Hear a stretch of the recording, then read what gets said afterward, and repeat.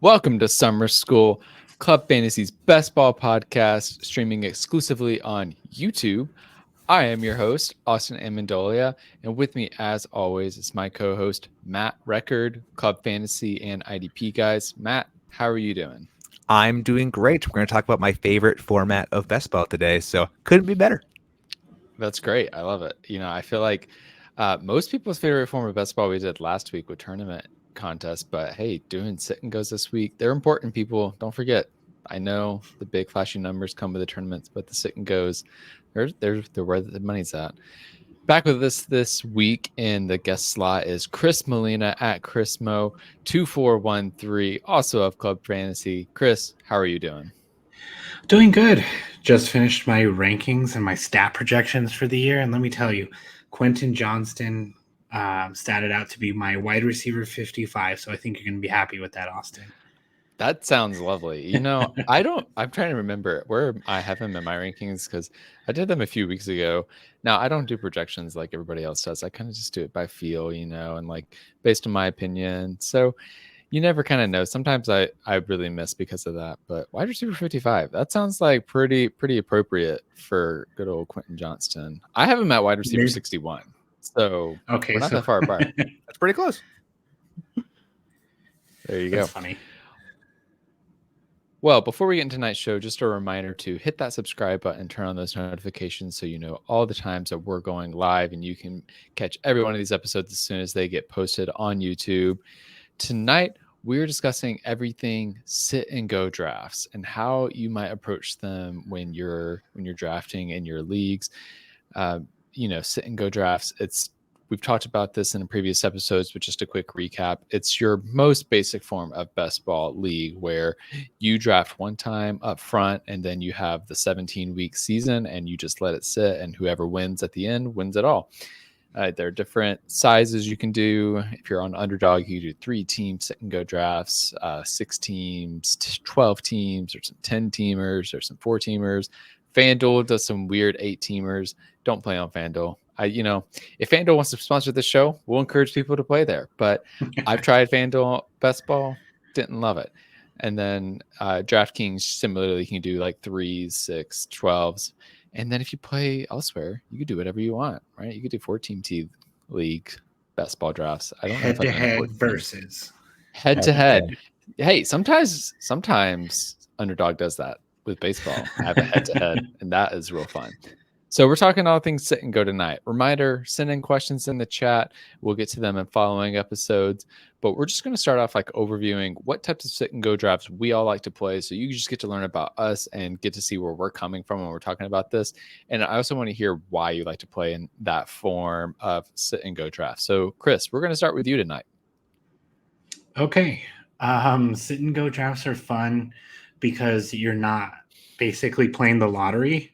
You're literally drafting against 11 other people. Your sole strategy is how these other 11 people are drafting, trying to get a leg up on one position or another, trying to scoop someone's handcuff, things like that.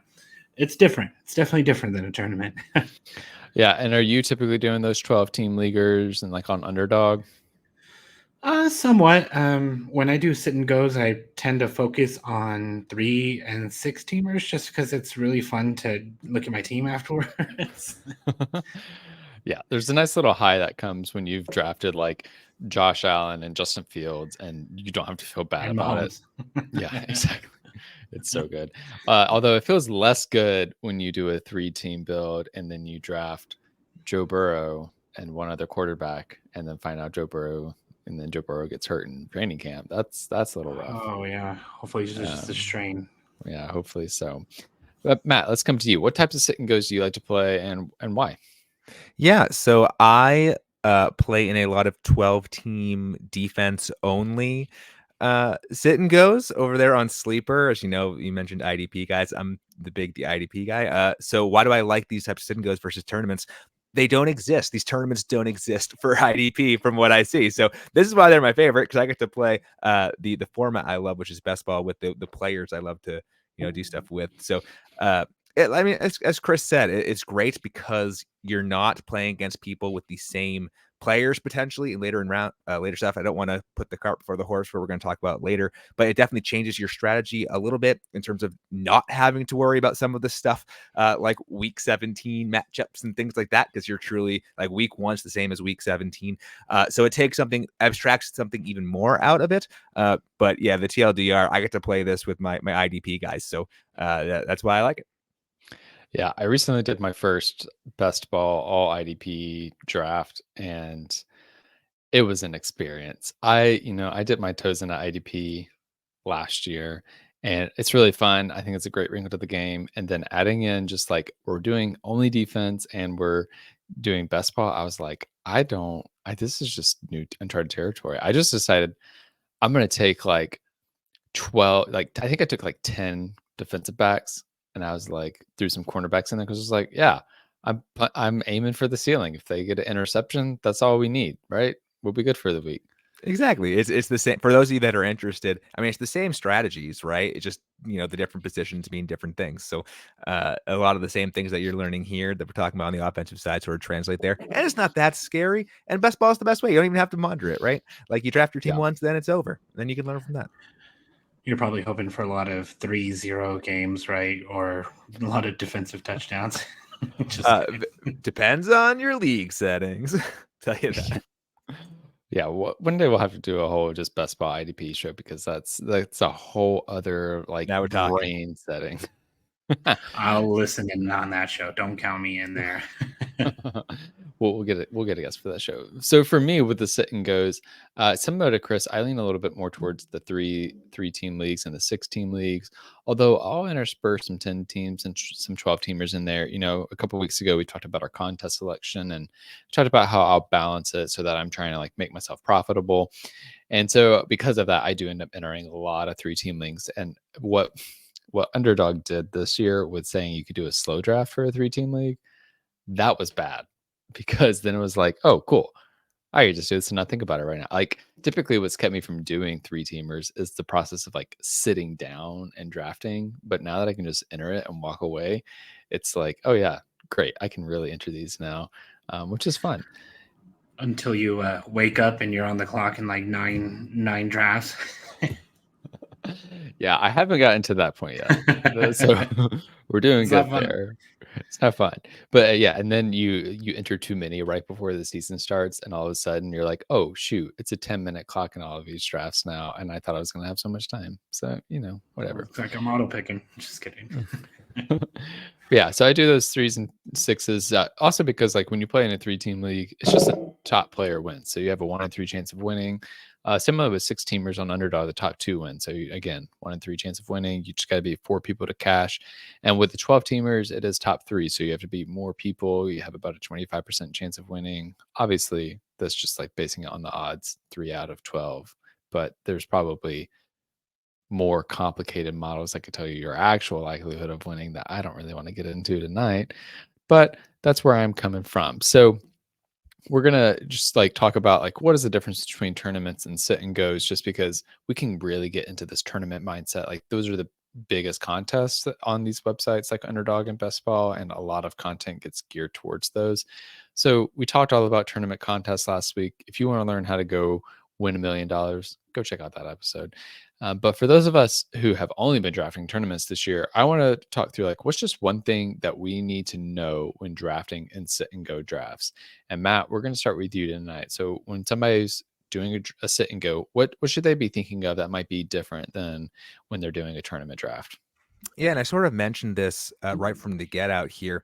The main difference, right, is it's truly just your points scored every week over these 17 weeks or 16 weeks, however many weeks your sit and go goes for. And the person with the most, or as you mentioned, the second most points wins money, right? So no weeks are weighted more than others. So when we were talking about tournaments, there's a whole lot of, yes, you have to make it to the playoffs, which is usually after, 12, 13, 14 weeks, but then you have to really think about the last weeks and the playoff weeks for optimizing matchups to end up winning these things. In sit and goes, that's just not the case. Like I said, week 17 is equal to week 1 in terms of its ability to rack up points for you to win money. So a lot of the same strategies that we've talked about in terms of stacking players you think are going to do well, all those things that they still apply in sit-n-gos, right? So don't just forget about those. Like they can still work depending on league size. It matters more than others, but we'll talk about that. But I think the main thing to remember is we get so in the mindset of, oh, I need to be very good at the end of the year. Being good in the beginning of the year matters in this case too. Yeah, and just kind of like a follow-up question I would have with that, like when you're drafting, like we talk about in best ball, you can draft volatile players more because you want the ceiling. So like a player like Mike Williams, you're fine drafting because you're going to get the 40-point performance, and when he gets the 4-point game, you're not going to have him on your team. Like somebody else is going to be starting for you if you drafted right. But when you do a sit and go, are you taking less of those volatile players because it's more about like how they do across the whole season? Or are you still kind of like leaning into that? Yeah, I for sure do. I mean, if you've been listening to us the entire time, you know I'm definitely more risk averse than other players when it comes to these things, which is probably why I like sit and go. Because having a stable floor there is just as important uh, for you to maintain your standing throughout the entire year, right? So it definitely more in those middle rounds. Like at the end, you still have to take your shots because that's how you win these things. But I am more. Yeah, I am more inclined to take someone who isn't suspended for the first 6, or like Alvin Kamara, unknown number of games, right? Let someone else deal with that. Uh, and someone who has a solid floor. So I know at the very least, even if my volatile players or my star players don't happen to go off, I will have something there to show for it to help me in the marathon that is the entire year. Nice. Chris, what about you? When you're looking at a sit and go draft, how are you thinking of it differently than in a tournament? Also, like the flip side of that, Kamara, like, maybe I'll have more shares of Jamal Williams. Just since the first 4, 6, whatever weeks, he's going to be the RB1 with a rookie running back as his complement. All of the weeks are the same. So week 4 is the same as week 17, as Matt was saying. So I tend to look more towards those players too, and it's kind of that balance. I think the winner of the Best Ball Mania last year had like a Tua, Daniel Jones, and someone else trio of quarterbacks. But when you're in a sit and go, there's nothing wrong with taking a Mahomes too. Just having that QB1 locked in, and nobody else has Mahomes at that point. You don't have to worry about anyone else having Mahomes. Plus, my favorite is the 3-team. There's a lot of strategy that goes on. I like taking the onesie positions in the 3-team leagues because if you go, you're the third pick, you see, Jefferson and Kupp going, you go take Mahomes and Josh Allen, and then all of a sudden nobody else has Mahomes and Josh Allen. Or you take someone's stack away from someone else. That's something to consider too. That's why I only play slow drafts and not fast drafts, because I can't think like that in 30 seconds. Yeah, completely. I think, we talked last week, when you're doing these tournaments, like don't think about other people's stacks and don't like try and like mess with other people's teams because you're trying to optimize your own upside in those tournaments, particularly down the stretch. And if you're focusing on other people, that's harming you. In sit and goes, it's a little bit different. Like you are paying a little bit more attention because you're only playing against those players. And so you're needing to figure out throughout the draft, like, how do I outsmart and beat these other players? My big takeaway of like the difference between tournaments and sit and goes is similar to what Matt was already saying, is like the players like having players who are going to be on the field is even more important than in tournament leagues. So a good example of this that I like for this year is Breece Hall. Like he's going to be on the field most likely starting week 1. We haven't really had that confirmed yet, but it seems like it's trending that way. And even if he does start week 1, he's probably going to have a slow start. And in a tournament, that's probably fine because I'm going to have some other running backs that I'm betting on doing well early in the season to get me to those later rounds in the tournament. And then I feel my belief on Breece Hall this year is like he's going to be great for the playoffs, for a redraft, and that's going to coincide with the big payouts and tournaments, the playoffs and the tournament series. And so having Breece Hall on my team, I really like. In a sit and go draft, I feel more nervous about him because like I might get buried in the first like 6 weeks waiting for him to really build momentum. So I'm similar to Matt, where I'm a little bit more conservative with some of my picks because I want to make sure there are players that are going to be on the field. Now, you can't do that too much because This is best ball. You're aiming for the upside, but there's some. I'll be a little bit more measured in my takes on some of those players who might not play all 17 games. Yeah, and along with that, I think I'm more likely to take, the backups, the handcuff strategy here at the later ends in these rounds, for the similar reason, right? So if you're committing to, I don't know which backfield's a good example of this backfield. Nope, I can't think of one. But you think, you're just you're committing to. I was going to say the Patriots backfield because I'm a Pats fan, but like it's a terrible example because who the hell knows what's going to happen there. But like, or you're committing to the Titans backfield, right? So you take Derrick Henry and whoever his backup is, or even the Bills backfield. Like, Damian Harris is going to steal all the touchdowns of James Cook. Cool, you can take both, right? And then you can probably get Damian Harris pretty cheap. That is less hurting your chances later on when it comes to the tournament playoff rounds, when it's just those are just your points. Sure, you could probably make the other side of the argument, but it's not something that I'm just throwing away like I sort of am, as we talked about in the tournament episode. Yeah, I think that's a really great point, because in the tournament, when we're thinking about tournaments, like every time you take an extra player in a position, it's a trade-off. Like you're saying, okay, cool, I'm going to take 3 quarterbacks. That means I'm not going to get a 6th running back or an 8th receiver. And that also applies in best ball, or in sit-n-gos, but it's also like you're for tournaments, you're really aiming for that high upside. And so if you're drafting a quarterback in the first 5 rounds, you're banking on them being that star quarterback a whole season. Whereas in sit-n-gos, like I almost wait on quarterbacks more often, like treat it like traditional redraft and wait till the 8th to 10th round, because I'm like, I don't need a quarterback who's going to like give me 40 points in a game. That's how I win a tournament. I need a quarterback that's going to consistently give me 15 to 20 points every week so that I can make sure that I am maximizing my overall season long points. Yeah, I guess the better example, like Dalvin Cook and Alexander Madison, right? It's like for the last however many years, if you have both of them, you are getting that top 10 running back production for the most part every week when you have both of them there. So that's a better example. And it's funny you mentioned, Breece Hall there, because do we know anything about any news coming up from Dalvin Cook yet? Like that seems like that's written in stone, yeah? Seems like, he's visiting the Jets. He visited today, right?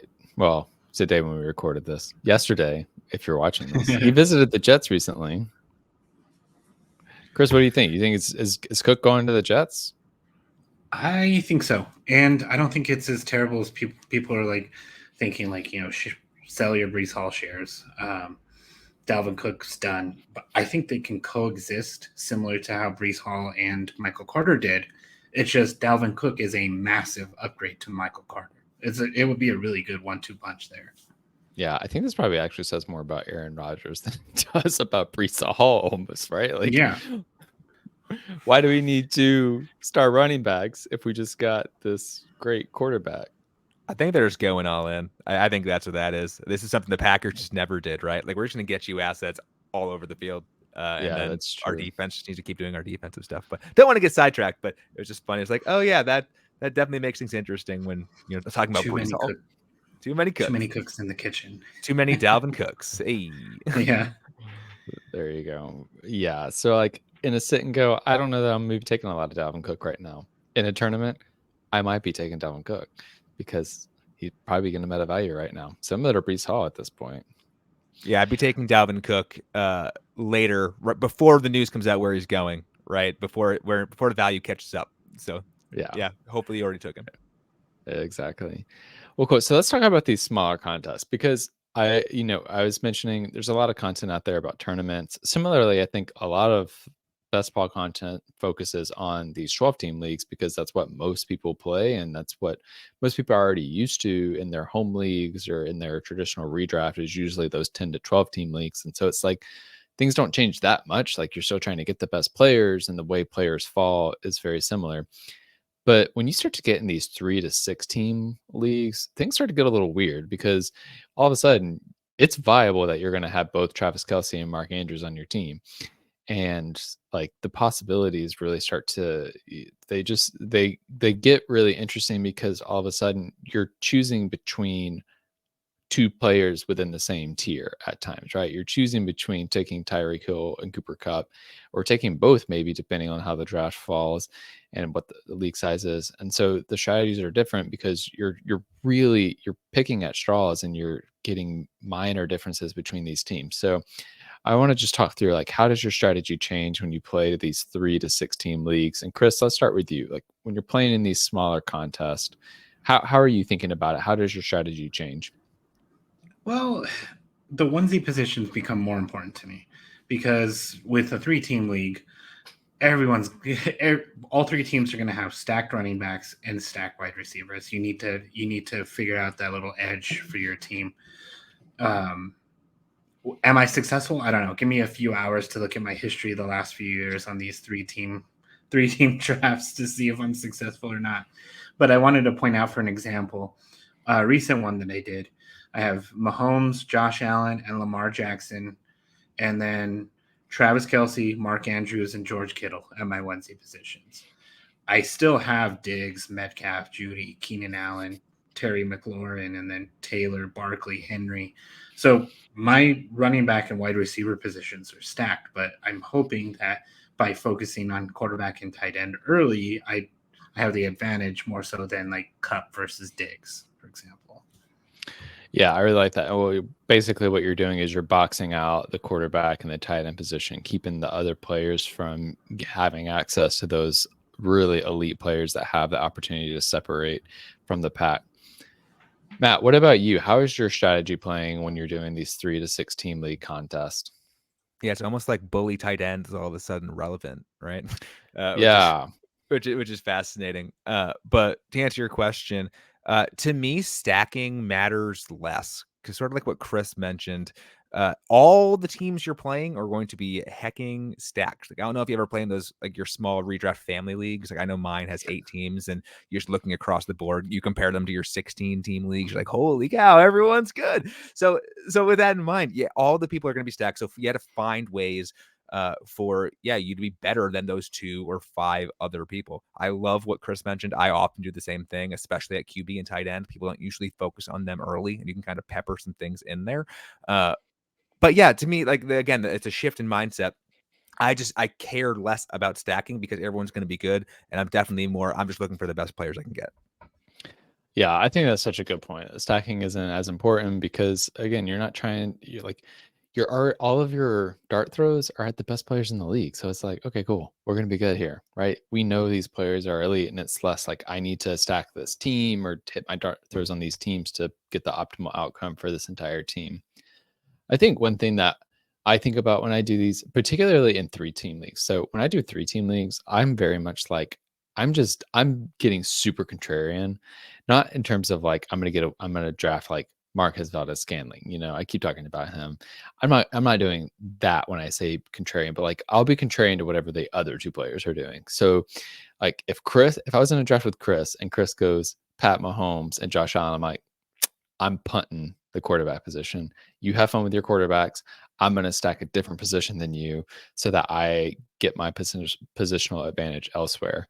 And so I kind of just like read the room, and I'll kind of zig when everybody else is zagging because, like you said, like if Chris is locking down Mahomes and Allen and Matt decides to go Hurts and Fields, I'm like, well, they're going to stop taking quarterbacks eventually.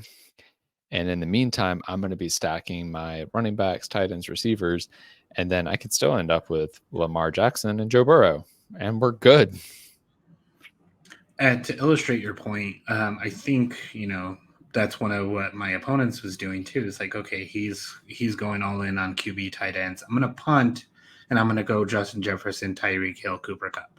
So he's going to be locked in at wide receiver every week in hopes that it more than makes up for having Darren Waller and Evan Ingram, who are still solid tight ends. But I don't know. I think that's a good point. You got to get contrarian based on how the drafts go.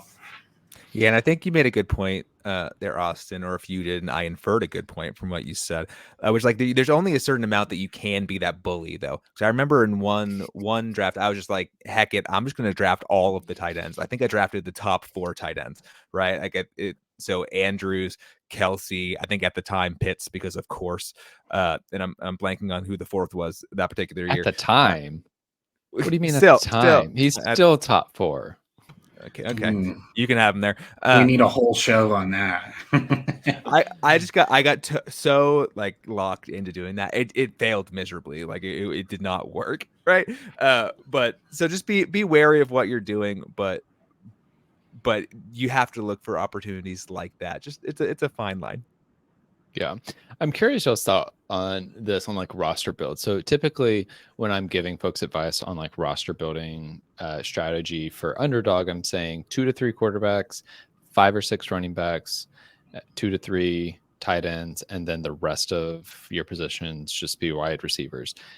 When I'm doing these 3-team leagues, sometimes I feel more willing to do these 4 running back builds where I'm like, okay, if I end up with Christian McCaffrey, Jonathan Taylor, Brees Hall, and Josh Jacobs, do I really need a 5th running back?